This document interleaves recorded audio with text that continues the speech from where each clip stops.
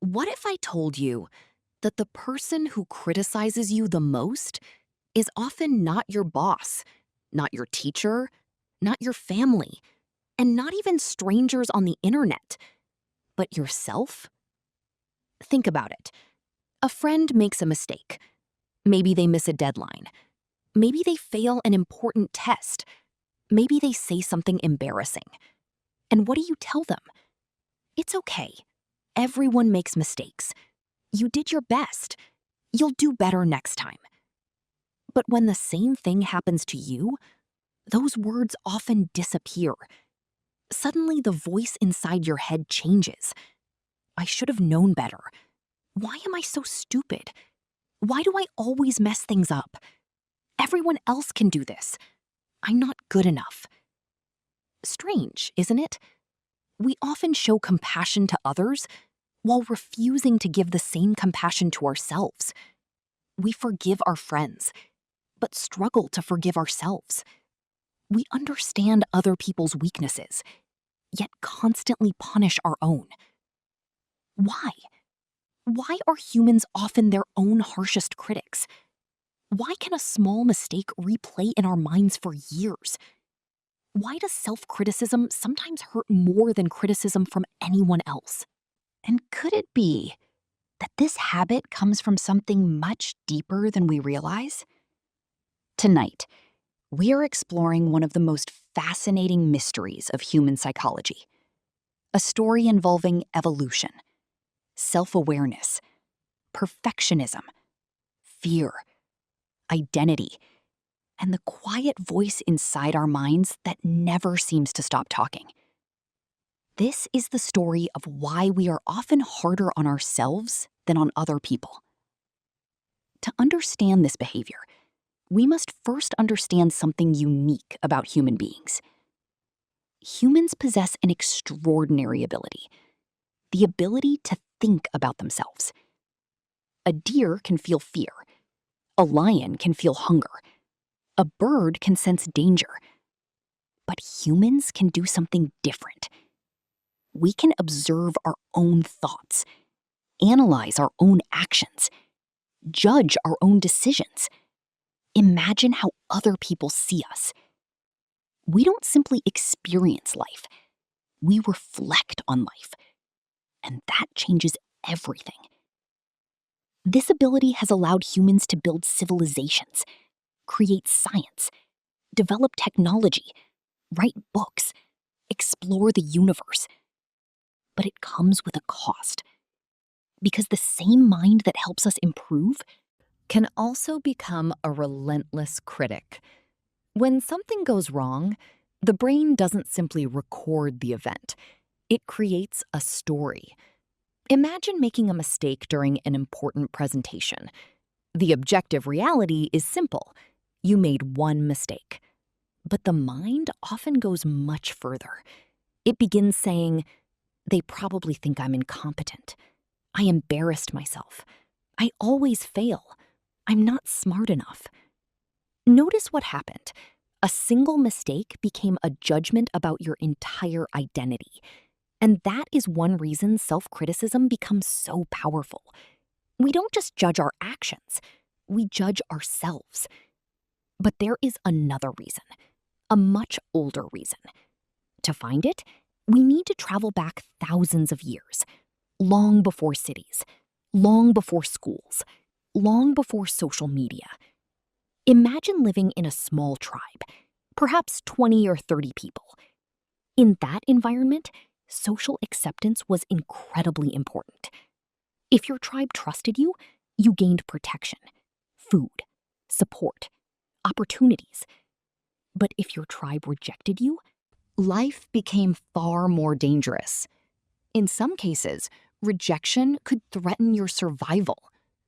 Because of this, the human brain evolved to become highly sensitive to mistakes, particularly social mistakes. Our ancestors constantly monitored themselves. Did I offend someone? Did I damage my reputation? Did I break a social rule? Could this affect my place in the group? People who noticed and corrected mistakes quickly often had a better chance of remaining accepted. and remaining accepted increased their chances of survival. The problem is that ancient system still exists inside us, even though the modern world is very different. Today, forgetting someone's name is unlikely to threaten your survival. Making an awkward comment at a meeting is not life or death. Posting something embarrassing online does not remove you from your tribe. Yet the brain sometimes reacts as though the threat is enormous, because the part of us that fears rejection is far older than modern society, and it still takes social mistakes very seriously. Now, let's talk about perfectionism, because this is where many people become trapped. Many individuals believe that being hard on themselves is necessary for success. They think, if I stop criticizing myself, I'll become lazy, I'll lose motivation, I'll stop improving. At first glance, this seems reasonable. After all, high standards can encourage growth. But there is a difference between striving for excellence and demanding perfection. Imagine an athlete who wants to improve. They train, study, practice, learn from mistakes. That's healthy. Now imagine an athlete who says, I must never fail. I must never make mistakes. I must always perform perfectly. Now the goal is no longer improvement. The goal is perfection. And perfection is impossible, because humans are imperfect by nature. We forget things. We misjudge situations. We make poor decisions. We fail, we learn, and we try again. That is how growth works. But perfectionism creates a cruel cycle. The higher the standard becomes, the more likely failure feels. The more failure feels inevitable, the harsher self-criticism becomes. And eventually, nothing feels good enough, even success. Have you ever noticed that some people achieve extraordinary things, yet still feel dissatisfied? They earn the promotion, then criticize themselves for not earning it sooner. They achieve a major goal, then focus only on what remains unfinished. They receive praise, yet immediately think about what they did wrong. The problem isn't their accomplishments.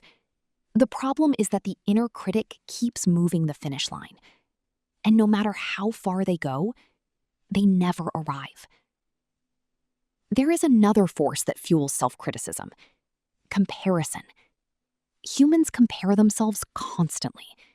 Income, appearance, intelligence, popularity, achievements, success. And modern technology has made this tendency stronger than ever. Every day, we are exposed to thousands of carefully selected moments from other people's lives. Vacations, achievements, celebrations, milestones, perfect photographs, success stories. And without realizing it, we begin comparing our complete reality to someone else's highlight reel. We see their victories, but not their failures. We see their confidence, but not their insecurities. We see their achievements, but not the years of struggle behind them. As a result, we create impossible standards. And when we fail to meet those standards, we blame ourselves. Yet, perhaps the most surprising part of all this is that self-criticism often comes from good intentions. Many people criticize themselves because they want to become better, because they care, because they have goals, because they want to succeed. The inner critic often believes it is helping. It thinks, if I push harder, I'll improve. If I'm tougher on myself, I'll avoid mistakes. But research suggests something fascinating. People who practice self-compassion are often more resilient. Not less. They recover from setbacks more quickly. They learn from mistakes more effectively. They experience less anxiety, and they are often more motivated over the long term. Why? Because they spend less energy attacking themselves and more energy solving problems. Imagine two people who fail an important exam. The first person says, "I'm a failure. I'm stupid. I'll never succeed." The second person says, "I failed this exam. It hurts, but I can learn from it." Which person is more likely to improve? Usually the second, because shame rarely creates growth. Understanding often does. There is also something deeply unfair about the way we judge ourselves. We know our entire story, every mistake, every insecurity, every fear, every embarrassing moment, every regret. But when we look at other people, we see only a small fraction of their lives. We compare our private struggles to their public appearance, and that comparison is never accurate. Imagine an iceberg. Most of its mass exists beneath the surface. You see your entire iceberg, but only the visible tip of everyone else's. Then you wonder why they seem stronger, happier, more successful, more confident. The truth is, you cannot see what lies beneath their surface. Their fears, their doubts, their failures, their sleepless nights, their moments of uncertainty. Everyone is carrying challenges you cannot see, and everyone is more complicated than they appear. Now, consider something interesting. Imagine your closest friend comes to you after making a mistake. They feel ashamed, disappointed, embarrassed. What would you say? Would you tell them, "You're worthless. You always fail. You'll never improve"? Probably not. You would likely say, "It's okay. You're human. You made a mistake. You can learn from this." So here's the question. Why do we find it so easy to speak kindly to others and so difficult to speak kindly to ourselves? Perhaps because we forget something important. We are human too, just like everyone else. We are allowed to make mistakes, allowed to learn, allowed to struggle, allowed to fail. And perhaps the expectation that we must always be perfect is one of the heaviest burdens we place upon ourselves. Because in the end, there is no human being who succeeds all the time. No human being who never doubts themselves. No human being who never feels inadequate.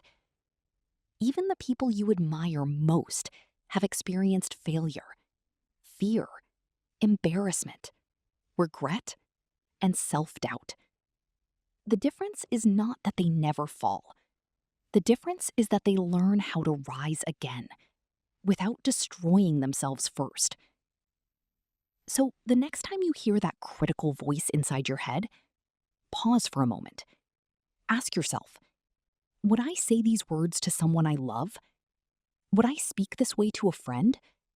Would I treat another person this harshly? If the answer is no, perhaps you don't deserve those words either. Because growth does not require self-hatred. Improvement does not require cruelty. Success does not require constant punishment. And perhaps one of the most important skills a person can develop is not learning how to become perfect, but learning how to treat themselves with the same patience, understanding, and compassion they so freely offer to others. Because at the end of the day, the person who will spend every moment of your life with you is yourself. And maybe the most powerful voice you will ever hear is the one inside your own mind. The question is, will that voice become your greatest enemy or your greatest ally? Because sometimes the words we need most are not, "You should have done better," but rather, "You made a mistake. You learned something. Keep going. You're still growing." And that's enough.